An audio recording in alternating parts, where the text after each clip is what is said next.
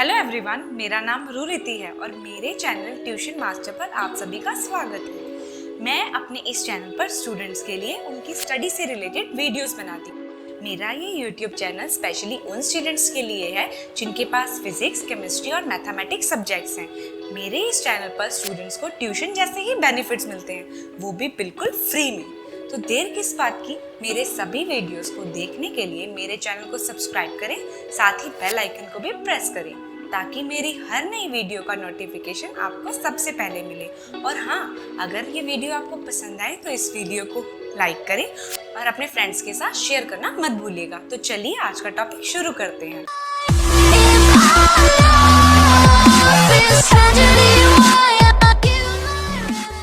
तो बच्चों, आज हमारा टॉपिक फिजिक्स में है फ्रिक्शन। फ्रिक्शन जो है हमने पहले डिस्कस किया मोशन, लॉज ऑफ मोशन। अब हम अगला पार्ट जो फिजिक्स का डिस्कस कर रहे हैं वो है फ्रिक्शन। तो आज हम फ्रिक्शन के बारे में सब कुछ जानेंगे जो भी फ्रिक्शन के बारे में इम्पॉर्टेंट है और जो आपको एग्जाम पॉइंट ऑफ व्यू से भी बहुत ज़्यादा हेल्पफुल है। ठीक है, तो चलिए शुरू करते हैं। सबसे पहला हम पढ़ेंगे इसकी डेफिनेशन। ओके, तो इसकी डेफिनेशन क्या है? The forces which opposes the relative motion between two bodies in contact is called friction. वो फोर्स जो रिलेटिव मोशन को अपोज करती है दो बॉडीज जो कांटेक्ट में है उन्हें बोलते हैं friction. Okay, friction always work in the direction opposite to the direction in which object is moving और ट्राइंग टू मूव। फ्रिक्शन हमेशा उल्टी डायरेक्शन में काम करेगी, जिस डायरेक्शन में या तो ऑब्जेक्ट मूव कर रहा है या ट्राई कर रहा है मूव में, लेकिन फ्रिक्शन उसे स्लो करने की, रोकने की कोशिश करेगी। तो इसी को हम क्या बोलते हैं? Friction. Friction always slow a moving object. Friction जो है वो हर मूविंग ऑब्जेक्ट को हमेशा क्या करती है? स्लो डाउन कर देती है, उसको स्लो डाउन कर देती है। इसके बारे में फिर से पढ़ते हैं। द फोर्सेस विच अपोजेस, वो फोर्स जो किसी रिलेटिव मोशन, जो दो बॉडीज जो कांटेक्ट में है उनके बीच में हो रहा है, उसको अपोज करे, उस फोर्स को हम क्या बोलते हैं? फ्रिक्शन। उस फोर्स को हम क्या बोलते हैं? फ्रिक्शन। फ्रिक्शन हमेशा किसी भी मूविंग ऑब्जेक्ट को हमेशा स्लो डाउन कर देती है, मूविंग ऑब्जेक्ट को स्लो डाउन कर देती है। Friction is of two types. First है static friction, second one is kinetic friction. अब हम आगे स्टैटिक फ्रिक्शन और काइनेटिक फ्रिक्शन को अच्छे से डिस्कस करेंगे ताकि फ्रिक्शन से रिलेटेड कोई भी इशू आपको ना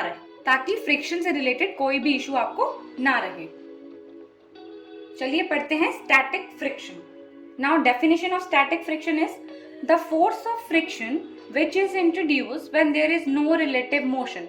वो फोर्स ऑफ फ्रिक्शन तब जब इंट्रोड्यूस की जाए जब कोई भी रिलेटिव मोशन नहीं हो रहा बॉडी के बीच में, उसे बोलते हैं हम स्टैटिक फ्रिक्शन। उसे क्या बोलते हैं? Static friction. Static friction is a self adjusting force. Static friction क्या है? सेल्फ एडजस्टिंग फोर्स है। सेल्फ एडजस्टिंग फोर्स है।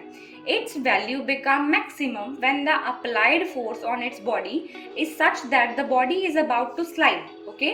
वो इसकी वैल्यू तब मैक्सिमम हो जाती है जब कोई फोर्स अप्लाई की जाती है बॉडी पे कि वो ऑलमोस्ट अबाउट टू स्लाइड होती है, such that it is about to slide. Maximum value of static friction is called limiting friction. Static friction क्या हुई? वो फोर्स ऑफ फ्रिक्शन जब इंट्रोड्यूस की जाती है जब किसी भी बॉडी के बीच में कोई भी रिलेटिव मोशन नहीं होता है। ये एक सेल्फ एडजस्टिंग फोर्स है और इसकी maximum value of static friction is called limiting friction.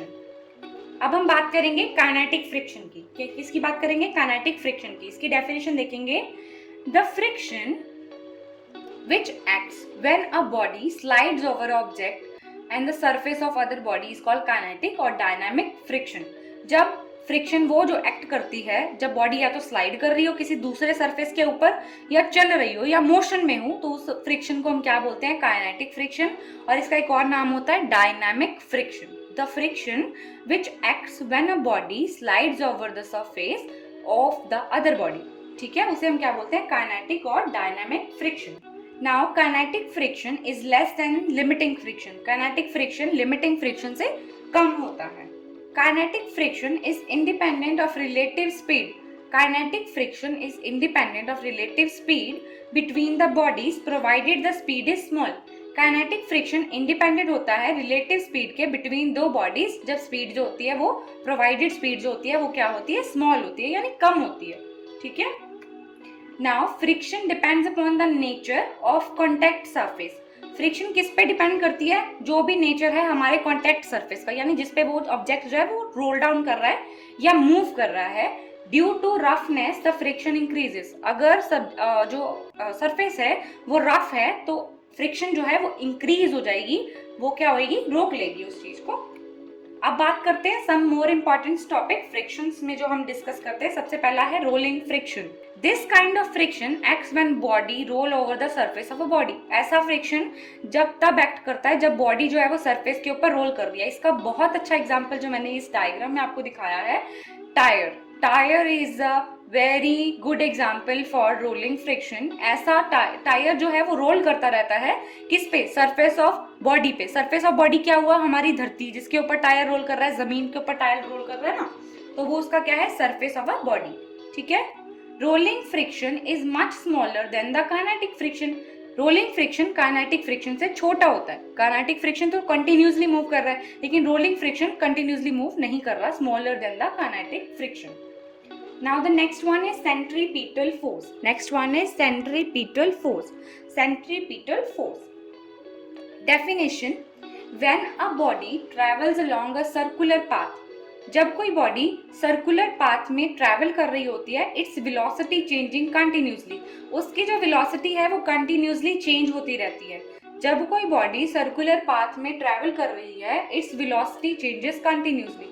उसकी वेलोसिटी कंटिन्यूसली चेंज करती रहती है। Naturally an external force always act on the body. Naturally external force जो है वो ऑलवेज एक्ट करेगी body toward the centre of the path, toward the centre of the path. The external force required to maintain the circular motion of the body is called the centripetal force. When a body जो कि है वो circular path में travel कर रही है तो उसकी वेलोसिटी कंटिन्यूसली चेंज होती जाएगी जब तक कि उसके ऊपर कोई ना कोई एक्सटर्नल फोर्स अप्लाई होगी। कब, कैसे अप्लाई होगी? Towards the centre of the path. Okay. The external force required to maintain the circular motion, इसे हम क्या बोलते हैं? Centripetal force. वो एक्सटर्नल फोर्स जो कि रिक्वायर्ड होती है हमें बॉडी का सर्कुलर मोशन मेंटेन करने के लिए, उसे हम क्या बोलते हैं? Centripetal force. वो फोर्स, वो बाहरी फोर्स, एक्सटर्नल मतलब बाहरी फोर्स जो हमें बॉडी के सर्कुलर मोशन को मेंटेन करने के लिए चाहिए होती है, उसे हम क्या बोलते हैं? Centripetal force. Now if a body of a mass m, अगर कोई बॉडी जिसका मास m है, is moving on a circular path, वो सर्कुलर पाथ के ऊपर मूव कर रही है, ऑफ रेडियस r में, with uniform speed v, then the required centripetal force F is equal to mv² by में r। तो हमारे पास क्या बोला मैंने कि भाई बॉडी जो है वो उसका मास m है, वो सर्कुलर पाथ पे मूव कर रही है, उसका रेडियस r है, विद यूनिफॉर्म स्पीड v, उसकी यूनिफॉर्म स्पीड चल रही है, वो क्या है? v। तो उसको जो सेंट्रीपिटल फोर्स रिक्वायर्ड होगी वो क्या होगी? F is equal to mv² by में r। ठीक है। वो एक्सटर्नल फोर्स, सबसे पहले सेंट्रीपिटल फोर्स क्या होती है? वो एक्सटर्नल फोर्स जो बॉडी के सर्कुलर मोशन को मेंटेन करने के लिए हमें चाहिए होती है। और अगर बॉडी है, उसका मास m है, वो सर्कुलर पाथ पे मूव कर रही है, उसका रेडियस r है, विद यूनिफॉर्म स्पीड v में मूव कर रही है, then the required centripetal force is equal to F is equal to mv² by में r। नाउ अब हम इसका सबसे अच्छा एग्जाम्पल क्या है बच्चे? For the motion of planets around the sun. Planets का जो मोशन सन के अराउंड होता रहता है, उसके लिए हमें सेंट्रीपिटल फोर्स रिक्वायर्ड होती है। ठीक है। तो वो सप्लाई किसके द्वारा की जाती है? ग्रेविटेशनल अट्रैक्शन ऑफ द सन। ठीक है। जो प्लैनेट्स यहाँ मूव कर रहे हैं, उनको मूव रहने में, यानी घूमते रहने में उन्हें एक फोर्स रिक्वायर्ड होती है। वो फोर्स उन्हें कौन सप्लाई करता है? ग्रेविटेशनल अट्रैक्शन ऑफ सन। ठीक है। प्लैनेट्स को अपनी मोशन के लिए एक सेंट्रीपिटल फोर्स रिक्वायर्ड होती है जो कि सप्लाई की जाती है ग्रेविटेशनल अट्रैक्शन ऑफ द सन। देखिए यहाँ पे सारे प्लैनेट्स मूव कर रहे हैं, लेकिन मूव किसके अराउंड कर रहे हैं? सन के अराउंड ही मूव कर रहे हैं। उनको मूव करते रहने के लिए सन ही सेंट्रीपिटल फोर्स प्रोवाइड कराता है अपनी ग्रेविटेशनल अट्रैक्शन की वजह से। ठीक है। नाउ द नेक्स्ट वन है सेंट्रीफ्यूगल फोर्स। सेंट्रीफ्यूगल फोर्स, इसकी डेफिनेशन है in applying Newton's law of motion, Newton's law of motion को जब हम अप्लाई करते हैं तो हम कंसीडर करते हैं कि कुछ forces, some forces which can not be assign to any object in the surrounding, कुछ ऐसी फोर्सेस होती हैं जिसे हम किसी भी ऑब्जेक्ट जो सराउंडिंग में हमारे है उसके साथ असाइन नहीं कर सकते, उसे हम बोलते हैं इनर्शियल फोर्सेस। इनर्शियल फोर्सेस यानी कि सेंट्रीफ्यूगल फोर्सेस, ओके, इन्हें क्या बोलते हैं, सेंट्रीफ्यूगल फोर्सेस। वो फोर्सेस जो कि किसी भी ऑब्जेक्ट जो हमारी सराउंडिंग में है उसके द्वारा असाइंड नहीं किया जाता, कैन नॉट बी असाइंड, तो इस तरह की फोर्सेस को हम बोलते हैं सेंट्रीफ्यूगल फोर्सेस। तो इन्हें हम क्या बोलते हैं, इनर्शियल फोर्सेस। इनका दूसरा नाम कभी क्वेश्चन पेपर में आ जाता है, इनर्शियल फोर्सेस। तो इनर्शियल फोर्स कुछ नहीं होता, सेंट्रीफ्यूगल फोर्स का ही दूसरा नाम इनर्शियल फोर्स है। Now centrifugal force is such an inertial force, it is equal and opposite to centripetal force। अब सेंट्रीपिटल फोर्स तो हमें रिक्वायर्ड होती है सर्कुलर मोशन को करने के लिए, लेकिन सेंट्रीफ्यूगल फोर्स जो है, फ्यूगल फोर्स जो है, वो इक्वल एंड ऑपोजिट होती है सेंट्रीपिटल फोर्स के। उसको असाइन करने के लिए किसी भी ऑब्जेक्ट की मुझे जरूरत नहीं है, कोई भी ऑब्जेक्ट जो हमारी सराउंडिंग में उसको असाइन नहीं करता। इसके कुछ एग्जाम्पल्स जो मेरे पास हैं वो है क्रीम सेपरेटर। क्रीम सेपरेटर आपने देखा है वो किस तरह से घूमता है और क्रीम को सेपरेट कर देता है क्रीम में से या मिल्क में से, जो क्रीम को सेपरेट करता है। और सेंट्रीफ्यूगल ड्रायर, एक ऐसा ड्रायर होता है जो वर्क करता है सेंट्रीफ्यूगल के लॉ के ऊपर, यानी सेंट्रीफ्यूगल फोर्स के लॉ के ऊपर। तो इस तरह के दो एग्जांपल हैं। Then work on the principle of centrifugal force. ये दो चीजें ऐसी जो मेरे को बतानी थी आप लोगों को कि एग्जाम्पल्स होते हैं इन चीजों के। ऐसे ऑब्जेक्ट्स, हमने अभी बोला कि ऐसे ऑब्जेक्ट जो फोर्सेस ऐसी होती है जो किसी भी ऑब्जेक्ट को असाइन नहीं करती हैं हमारे सराउंडिंग में, लेकिन इनके दो एग्जांपल मैंने आपको बताए, cream separator and centrifugal dryer, जो कि वर्क करते हैं सेंट्रीफ्यूगल फोर्स के प्रिंसिपल के ऊपर। नाउ हम बात करते हैं मूवमेंट ऑफ फोर्स के। मूवमेंट ऑफ फोर्स, इसकी डेफिनेशन है the rotational effect of a force on a body about an axis of rotation is described in terms of movement of force। rotational effect of a force का rotational effect body के ऊपर किसी axis of rotation पे, about an axis of rotation, उसे हम बोलते हैं movement of force. Rotational effect of force on a body about an axis of rotation is called movement of force, okay. Movement of force about an axis of rotation is measured as the product of magnitude of force and perpendicular distance of the direction of force from the axis of rotation। Okay, किस तरह से major किया जाता है, magnitude का product, magnitude of force और perpendicular distance जहाँ पे फोर्स अप्लाई की गई है एक्सिस ऑफ रोटेशन पे, इन दोनों का प्रोडक्ट में उसे डिफाइन किया जाता है। That is movement of force is equal to force into movement arm. Okay, क्या है, perpendicular distance of direction of force from axis of rotation, ठीक है, perpendicular distance of direction of force from the axis of rotation. Perpendicular distance, direction, force की direction का perpendicular distance axis of rotation से, ठीक है, जिसे हम क्या बोलते हैं, मूवमेंट ऑफ फोर्स। अब it is a vector quantity, yes it is a vector quantity because it has a direction, of course perpendicular direction हमने बता दी, और इसका मैग्नीट्यूड तो होगा क्योंकि फोर्स है उसमें। तो इट्स ऐसा यूनिट क्या होती है, newton metre. Its SI unit is newton metre, यानी nm, okay. It is a vector quantity and it has SI unit which is newton metre.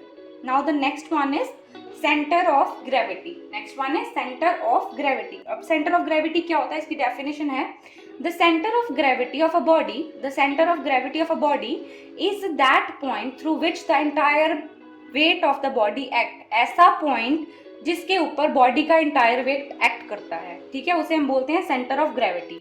The centre of body doesn't change with the change of orientation of body in space.